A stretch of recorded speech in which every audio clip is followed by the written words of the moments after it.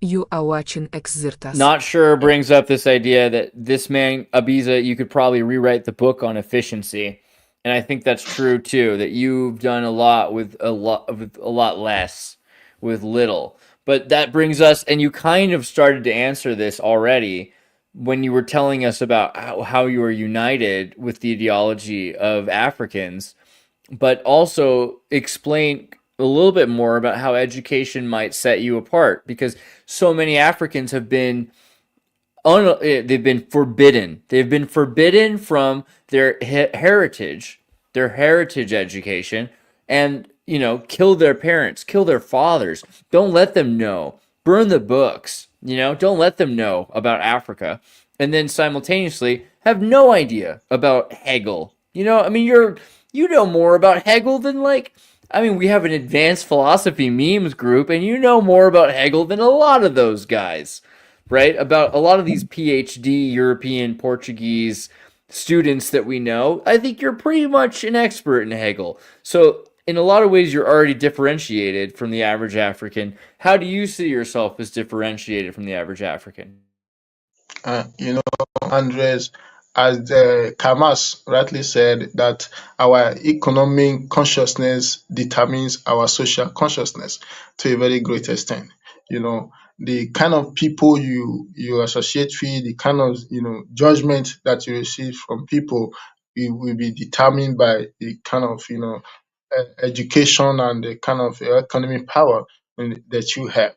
In my community, as for example, you know, I rarely see people who study philosophy. So someone like me, I'm very, very, very isolated. Sometimes when I'm talking, sometimes when I'm thinking, or when I'm having a conversation with my colleagues, they think nobody's interested. Actually, nobody's interested, and that is the more reason why I'm suffering. Because there is nobody to listen to me. Wow.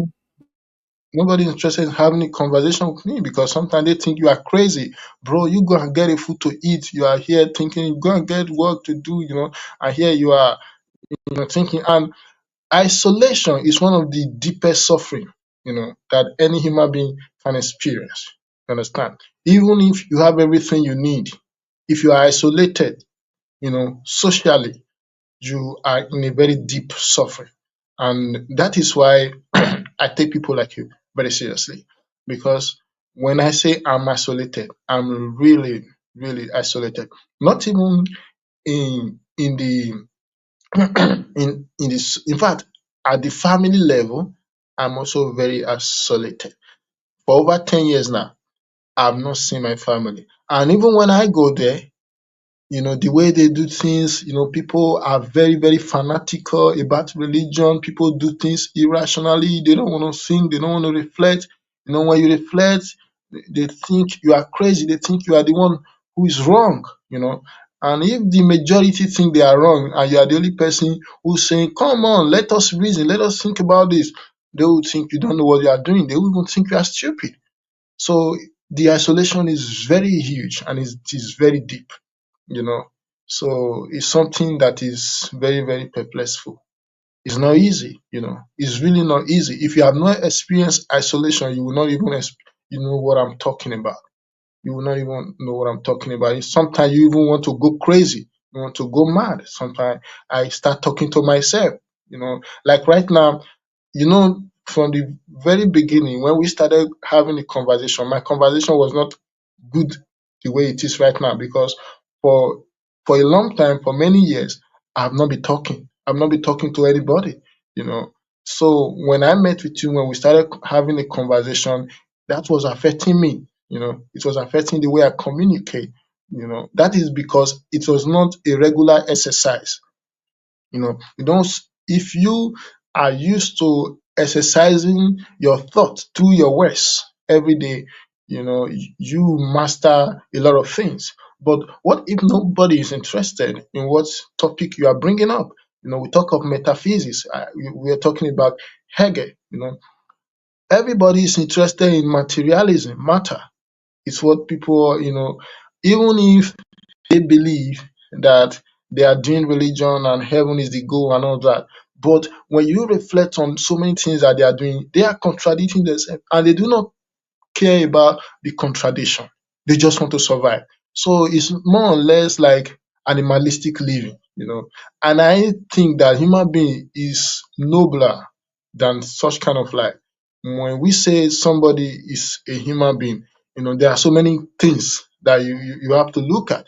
You must reflect on what you are doing before you do it, you know, before you do it. And that what makes you a rational human being. But if you do not reflect, you do it because your ancestors have been doing it. There are a lot of some of our cultures that, you know, many of our parents, they still do until today. Sometimes I ask them question. When I ask them, I ask another that they say, no, just do it? Why should you think about it? And these are superstitions that have kept Africans backward. I do believe, I'm not trying to elevate the Western culture. We have a lot to learn, you know, about the West. Right. We have No, I to learn. mean, the Western culture has got things to offer, but even the word philosophy, right? So philosophy, we use it to describe educated Europeans, educated Westerners, let's say.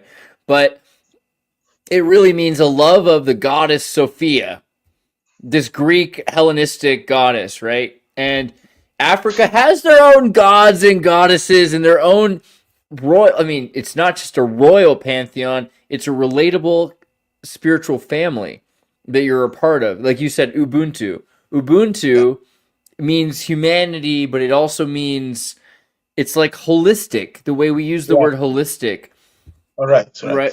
It's such a deep concept. And it's ironic that not ironic, but ironic that we focus on this Greek, the Westerners, you know, America and Germany, like barbarians, right? Focusing on Greek philosophy, but Greek philosophy, the best of it, is influenced by Africa. Let's just be honest for a second, can we? That African philosophy was something that the Greeks were really fascinated by. One of the reasons they loved Egypt and Sudan and Niger is that they knew that there was a deep metaphysical truth that was in African culture. And this is something that, I mean, it's wonderful that you're learning how to understand Western ideas because you're able to communicate with me about your ideas. But I think one of the most valuable things to me is your ideas. It's not I mean, it's very important that we can share this language Yeah. because I Very need well. to hear because I'm an ignorant person. I'm a very ignorant person. I don't speak any Nigerian or African languages. So with Yeah. your help, I might be able to someday understand some things that your people have Yeah. lived and died for, fought for, and been making sacrifices to keep remembered. Yeah. And it terrifies me that that could be lost. It terrifies me. It's amazing, and it makes me so grateful to know you that that could be saved, right? And it's something that's so valuable. It's so valuable, your understanding of wisdom, because when we say Sophia, this goddess, we're talking about wisdom, right? Yeah. But what is wisdom? What is wisdom to an African man living in Nigeria in a town that they're trying to literally blow up off the map? They're trying to erase what is wisdom to you? And it seems a lot to do with choice. I don't want to put words in your mouth, but you say it has a lot to do with your own choosing of your own destiny. Yeah. I mean, one thing that I think we should learn from the West, like I said, is I'm not sure if we're having a data problem. Are you back? One of the things yeah, that we can learn from the West, repeat, please. is that we must realize that the civilization is evolutionary. Every society is evolving. And many of the African societies, the problem we have here is that many people have not realized that we are evolving. You know, not human biological evolution per se, but as a society, we are evolving, and we must realize and come in terms with that, because so many people, they are stuck in their culture. You know, even religion is evolutionary. People do not realize it. And the problem we are having in Nigeria is that people say, oh, you don't belong to my group. Why shouldn't you belong to my group? Because you don't belong to my group, therefore I should hate you. And that is the problem we are having here. That freedom of individual does not exist. The individual does not, have freedom at all. And I must say that being an extremist, if I am an extremist of Ubuntu, it will become disastrous to me. And if I'm an extremist of individualism, it will become a destruction to me. So I must, as a matter of fact, epistemology right now demands that we take a very, very, a middle point. We should not be extreme in whatever we do. You understand that? So the African people, the African society, they must realize that extremism is very, very, very wrong. It is not good for any. It has never been good, no matter how good or perfect a thing is.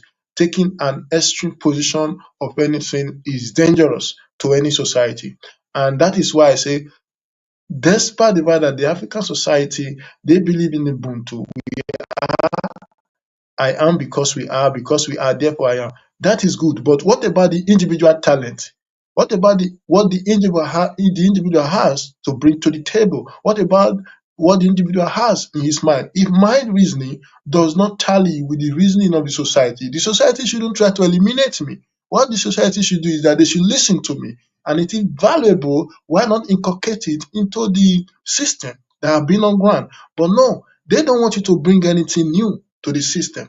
They want the system to remain the way it is, which is very, very, very wrong. It cannot be, because whatever tradition you think you are maintaining, that tradition was brought by someone that came before you. So if that person was conservative the way you are conservative right now, he may not have gotten what he has gotten right now. So you understand? So technology and so many things, education, epistemology, in every aspect, even spiritually, we are evolving. We're evolving, and we must come, to realize this. And the earlier the African person realized this truth, this universal truth, the better for him. Because until we realize that the individual has something to offer, other than being a member of just a society, he has something to offer. Because look at the Nigerian society, we have so many individual talents, but the government does not listen. The government doesn't want you to be yourself. People do not want you to be, or they just want you to be like everyone else. And that is a problem. And that is one of the disadvantages. That's one of the shortcomings of Ubuntu. Ubuntu is utopic when you think about it, in a way that, oh, we are one and all that. But it has a lot of shortcomings, because there is nothing that is perfect. It has its own, shortcomings. But they do not want to look at the shortcoming, and that is the work of the philosophers. We want to bring the shortcoming to the notice of the people, so that people will begin to see that we can build on it. We can build on it. There is always a room for development. There is always a room for advancement. No matter how good a thing is, it can be improved upon. And that is what I believe. And that is why the Nigerian government, they must give room to people like us who are saying we have a different opinion. We have a different way of looking at this. Africa, you know who you love, but you can't know who loves you.